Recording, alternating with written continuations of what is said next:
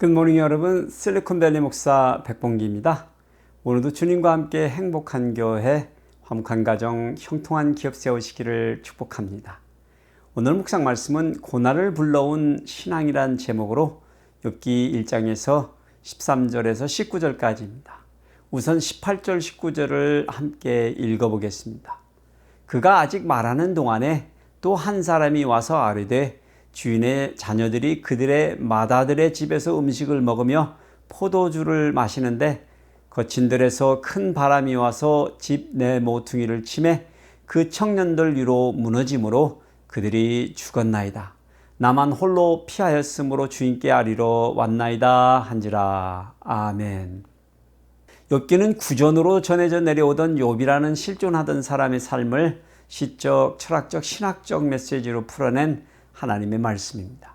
우리 인간들에게 갑작스럽게 닥치는 고난에 대한 다양한 이견들이 전시되는 가운데 하나님의 주권과 공의가 인간의 생각이나 의지와는 견줄 수 없는 위대함과 절대성을 갖는다는 것을 가르쳐주는 메시지임이 분명합니다. 우리가 욥기를 읽기 시작하면서부터 만나는 이해의 장벽은 보편적인 상식을 뛰어넘는 몇 가지 사건의 전개가 우리를 혼란스럽게 한 것입니다. 특히 욥이 겪는 고난의 범위나 사건의 발생이 너무나 엄청나고 급박하다는 사실도 믿기 어려울 정도이며 그 발생 경위가 최자연적인 하나님과 사탄의 간섭 때문이라는 증언도 믿기 어렵습니다.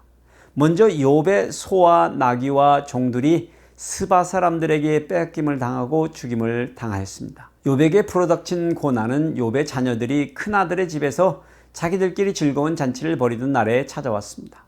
그들이 다 함께 음식을 먹으며 포도주를 마실 때 재난의 소식이 들려왔습니다. 사환이 달려와 소는 밭을 갈고 나귀는 그 곁에서 풀을 먹는데 스바 사람이 갑자기 이르러 그들을 빼앗고 칼로 종들을 죽였나이다. 그렇게 자기만 살아남아 도망쳐 왔느라고 그는 욥에게 보고하였습니다. 그런데 그가 아직 말하는 동안에 또 다른 비보가 들려왔습니다. 두 번째, 욥의 양과 종들이 하늘에서 내리는 불로 죽임을 당했다는 것입니다. 이번에는 엄청난 재해에 대한 소식이었습니다. 하늘에서 불이 떨어져 욥의 양과 종들을 다 살라버린 것입니다. 그렇게 홀로 살아남은 사환만 달려와 욥에게 보고하고 있는 것입니다. 그런데 욥에게 닥치는 재난은 끝나지 않았습니다. 그 또한 말을 마치기도 전에 또 다른 사환이 달려와 다른 재난에 대하여 보고하였습니다. 세 번째, 욥의 낙타와 종들이 갈대 사람들에게 빼앗김을 당하고 죽임을 당했다는 소식입니다. 갑자기 갈대 사람이 새 무리를 지어 달려와 욥의 낙타들을 빼앗고 욥의 종들을 칼로 죽인 것입니다. 역시 살아남은 사환만 달려와 욥에게 보고한 것입니다. 그런데 그 시간에 욥에게는 아무도 믿지 못할 비보가 달려오고 있었습니다. 네 번째, 욥의 10 자녀들이 토네이도로 집이 무너져 죽임을 당했다는 소식입니다. 욥의 자녀들이 다 함께 먹고 마시는 중에 닥쳐온 토네이도로 인하여 그들 10 자녀 7명의 아들과 3 딸이 다 한자리에서 한날에 한꺼번에 집이 무너져 죽었다는 소식이었습니다.